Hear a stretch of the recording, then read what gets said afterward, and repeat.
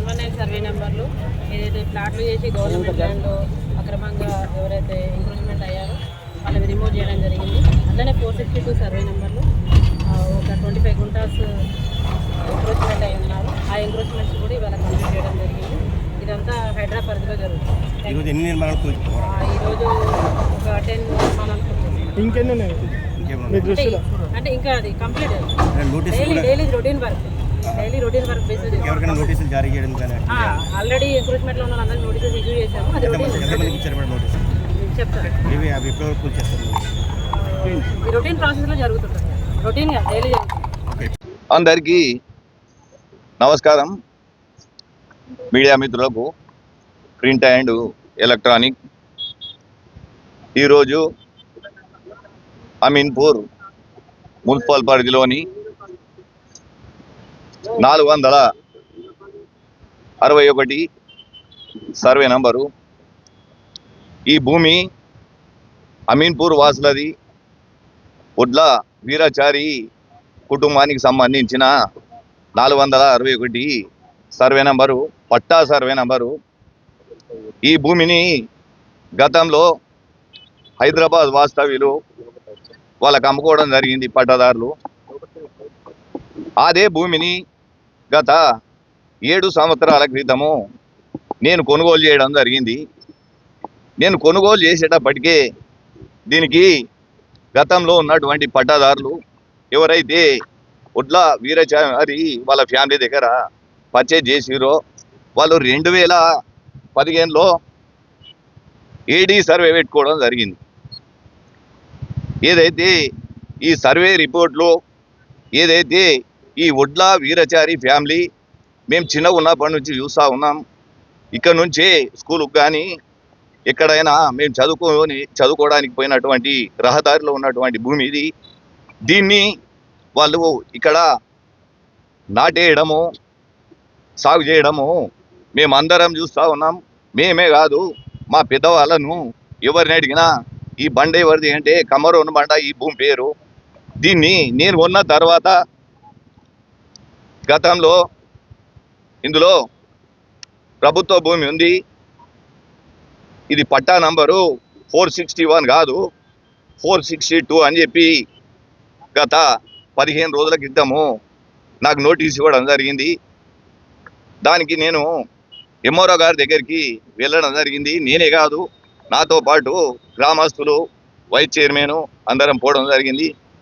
MRO గారికి క్లియర్గా చెప్పడం జరిగింది, మేడం మీ ప్రభుత్వ భూమి ఏదైతే 462 ప్రభుత్వ భూమి ఉందో బాజాబ్తా నేను కూడా ఒక ప్రథమ పౌరుణ్ణి, 2 లక్షల జనాభాకు నేను జవాబుదారీగా ఇక్కడ పనిచేయాలి.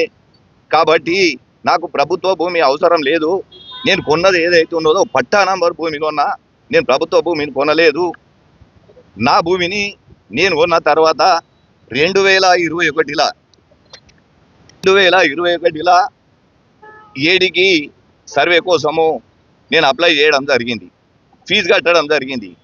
కానీ ఈ రోజు వరకు నా భూమిని కానీ కొలతలు చేయడానికి ఎవరు కూడా డిపార్ట్మెంట్ల వేస్గా నా భూమిని సర్వే చేయడానికి సహకరించలే. దాని సర్వే కూడా ఈ రోజు వరకు చేయలే. దాన్ని పక్కన పెట్టేసి గత 15 రోజుల క్రితం మా గవర్నమెంట్ నంబర్ మేము సర్వే చేసుకున్నాం, నీ భూమిలో 13 గుంటల భూమి ప్రభుత్వ భూమి ఉంది అని వాళ్ళు నాకు నోటీస్ ఇవ్వడం జరిగింది. ఆ నోటీసుని తీసుకొని నేను కోర్టుకోవడం జరిగింది. 4 సంవత్సరాల నుంచి నా భూమిని సర్వే చేయమని అడుగుతా ఉన్నా, నాకు సర్వే చేస్తలేరు. నా భూమిని కనీసము అధికారులు స్పందిస్తలేరు. కాబట్టి కోర్టు ద్వారా నాకు సర్వే చేసి ఇవ్వండి అని చెప్పి నేను కోర్టు ద్వారా కోరడం జరిగింది. కోర్టు కూడా నాకు 4 వారాల గడువు ఇస్తూ ఏదైతే నిన్న నాకు గడువు ఇచ్చింది, డిపార్ట్మెంట్లో కూడా క్లియర్గా డైరెక్షన్స్ ఇచ్చింది. ఆ ప్రైవేట్ నంబర్ ఏదైతే ఉందో దాన్ని 4 వారాల లోపల సర్వే చేసి కోర్టుకు రిపోర్టు నివేదిక సమర్పించమని చెప్పడం జరిగింది. వాటన్నిటిని పక్కన పెట్టేసి ఇది మాది, ఇది మా ప్రభుత్వంది అని చెప్పి ఈరోజు పొద్దున జేసీబీలు తీసుకొని వచ్చేసి ఇక్కడ ఎప్పటి నుంచో 6-7 సంవత్సరాల నుంచి చిన్న చితక వ్యాపారం చేసుకొని జీవిస్తూ ఉన్నారు. ఇక్కడ పక్కనే ఉన్నటువంటి నరేందర్ చెప్పులు కొట్టుకుంటాడు. అలాంటి వ్యక్తులను కూడా కనీసం కనికరం లేకుండా, నా మాటను కూడా పరిగణనలోకి తీసుకోకుండా, నాకైనా సర్వే రిపోర్టు ఏదైతే ఏడి చేసిన సర్వే రిపోర్ట్ ఉందో దాన్ని కూడా పక్కన పెడుతూ నేను ఎంత చెప్పినా వినకుండా వాటిని డిస్మెంటల్ చేయడం జరిగింది. ఇదంతా చూస్తూ ఉంటే అసలు ఏం జరుగుతుంది? ఒక చైర్మన్కి ఇలాంటి పరిస్థితి ఉంటే, ఒక చైర్మన్ భూమి 2021 నుంచి 2024 దాకా సర్వే చేయకుండా కాలయాపన చేస్తూ ఉంటే ఈ అధికారులు మళ్ళా పైనుంచి వచ్చేసి నేనేదో తప్పు చేసినట్టు నన్ను ప్రజల్లో ఒక దొంగగా చూపించడానికి జేసీబీలు తీసుకొని వచ్చేసి వాళ్ళు ఇంత అరాచకం చేయడము కరెక్ట్ కాదు అని నేను అనుకుంటా ఉన్నా. దీన్ని అంతా ప్రజలు గమనిస్తూ ఉన్నారు. ఒక్కసారి ఆలోచించాలి. డిపార్ట్మెంట్లు అంటే నాకు గౌరవం ఉంది. నేను చిన్నతనం నుంచి రెవెన్యూ డిపార్ట్మెంట్ కానీ, పంచాయతీరాజ్ కానీ, మున్సిపల్ కానీ, పోలీస్ కానీ అందరు నాకు గౌరవం. ఒక గౌరవంగా ముందుకు పోతా ఉన్నా. ప్రభుత్వ భూమి ఈ రోజు కూడా చెప్తా ఉన్నా మీడియా ద్వారా, ప్రభుత్వ భూమిని ఉంటే మీరు బాధ్యత తీసుకోండి. నా పట్టా నంబర్ ఏదైతే ఉందో నా భూమిని నాకు కొలిసిచ్చే బాధ్యత మీదే కాదా అని అడుగుతా ఉన్నా.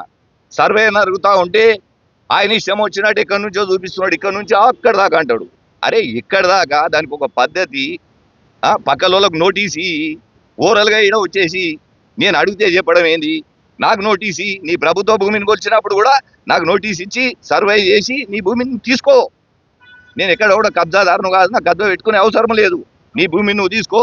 నా భూమి ఏదైతే ఉందో నాకు సర్వే చేయించి దీనిపైన నేను ఖచ్చితంగా లీగల్గా ముందుకు పోతా.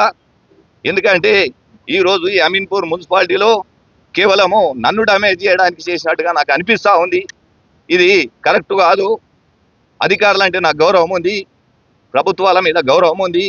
నేను కూడా ప్రభుత్వంలో పనిచేస్తూ ఉన్నా. కానీ చెప్పుకోవడానికి చాలా బాధ అవుతుంది. ఎందుకంటే పబ్లిక్లో నన్ను డ్యామేజ్ చేసినట్టుగా అనిపిస్తూ ఉంది. నా భూమిని నాకు సర్వే చేసిస్తే బాధాప్తా మీ జేసీబీలు ప్రభుత్వ సొమ్ము అవసరం లేదు. నేనే జేసీబీలు పెట్టి మీరు ఎక్కడ దాకా మార్క్ చేసిస్తే అక్కడ దాకా నేనే తీసిస్తా అని చెప్పి కూడా మీడియా ముఖంగా తెలియజేస్తా ఉన్నా. నా భూమిని నాకు సర్వే చేసి ఇవ్వండి. నేను ఇప్పుడు నా పరిస్థితి ఏంటంటే, ఒక చైర్మన్కే ఇలాంటి పరిస్థితి ఉంటే మామూలు పరిస్థితి ఏ విధంగా ఉంది?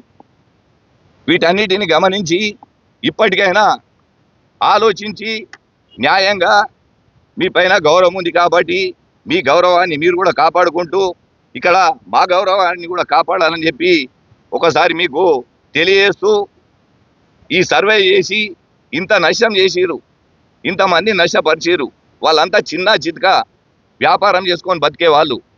మీరు ముందే ఇన్ఫర్మేషన్ ఇచ్చి ఒకరి మీద ఒకరు చెప్తా ఉన్నారు. ఎంతవరకు కరెక్ట్ అని అడుగుతా ఉన్నా.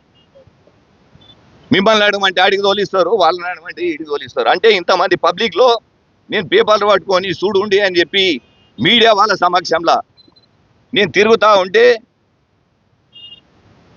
మీ డ్యూటీ మీరు చేయండి అని ఈ విధంగా వాళ్ళు ప్రవర్తిస్తూ ఉన్నారు. అది కరెక్ట్ కాదు. మాలాంటి వాళ్ళకి ఇలాంటి పరిస్థితి ఏర్పడితే సామాన్యమైన జనాలకి ఈ విధంగా పరిస్థితి ఉంటుందని చెప్పి కూడా మీడియా కూడా గమనించింది. మీడియా సోదరులు కూడా ఒక్కసారి ఆలోచించాలి. న్యాయబద్ధంగా ఆలోచించి ఏదైతే డిపార్ట్మెంట్లు ఉన్నాయో వాళ్ళను కూడా చాలా చక్కగా చుట్టుముట్టున్నటువంటి పట్టాదారులకు, ఇప్పటికైనా చుట్టుముట్టున్నటువంటి పట్టాదారులకు నోటీసులు ఇవ్వండి. అందరి సమక్షంలో సర్వే చేయండి, నివేదిక కోర్టుకు సమర్పించండి అని చెప్పి మిమ్మల్ని ఒకసారి ఈ మీడియా ముఖంగా కోరుకోవడం జరుగుతాం.